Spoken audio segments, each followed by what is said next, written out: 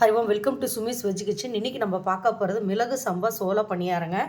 இதுதான் மிளகு சம்பா. இங்கே பாருங்கள், மிளகு சம்பான்னு எழுதியிருக்கோம் பாருங்கள். இந்த அரிசி தான் இது. பார்த்திங்கனாக்கா சோளம் 2 கப்பு, மிளகு சம்பா 2 கப்பு, இட்லி அரிசி 1.5 கப்பு, உளுந்து 1 கப்புங்க. கொஞ்சோண்டு வெந்தயம் வேணுன்னா சேர்த்துக்கலாம். நான் இன்றைக்கி வெந்தயம் சேர்த்துருக்கேங்க. ஒரு அரை ஸ்பூன் வெந்தயம், அவ்வளோதாங்க.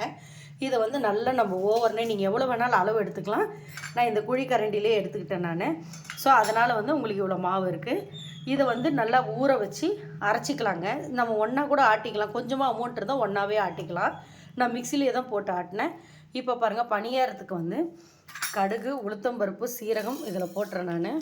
நல்லா பொரிஞ்ச உடனே இப்போ பாருங்கள், பச்சை மிளகாய், வெங்காயம், கொத்தமல்லி இது நல்லா பொரிஞ்சிருச்சு. இதில் நம்ம எல்லாமே வெங்காயம், பச்சை மிளகாய் இதெல்லாம் சேர்த்துடலாம். சேர்த்துட்டு வதக்கிட்டு மாவில் சேர்த்துடலாம். இந்த மாதிரி வதக்கிடணும். இப்போ நம்ம இதில் சேர்த்துடலாம்.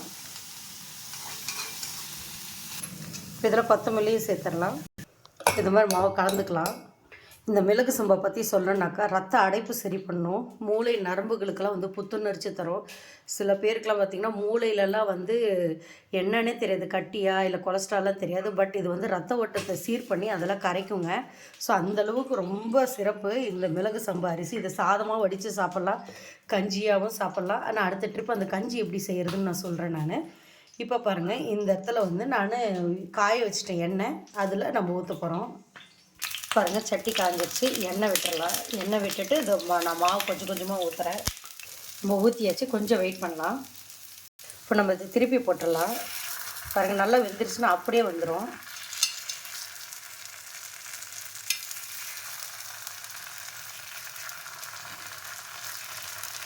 திருப்பி போட்டிருக்கோம். பணியாரம் தயாராகிடுச்சுங்க. இது பிளேட்டில் டிஸ்பிளே பண்ணலாம். சுவையான மிளகு சம்பா சோள பணியாரம், அதாவது வெள்ளை சோளம் தயாராகிடுச்சுங்க. இது ரொம்ப இதை பாருங்கள், நான் பிரித்து காமிக்கிறேன். எவ்வளோ சாஃப்டாக இருக்குன்னு பாருங்கள். இதை பாருங்கள், எதுவுமே ஒட்டலை, அவ்வளோ டேஸ்ட்டாக இருக்குது. பாருங்கள், எண்ணெய் கூட அதிகமாக ஊற்றலை. இதை பாருங்கள், நல்லா இருக்குது, சாப்பிடணும் போல் இருக்குது. இது பாருங்கள், நல்லா வெந்திருக்கு, டேஸ்ட்டாக இருக்குங்க. மிளகு சம்பா ரொம்ப ரொம்ப நல்லது, சோளமும் நல்லது. ஸோ இது செஞ்சு பாருங்கள். நன்றி, வணக்கம்.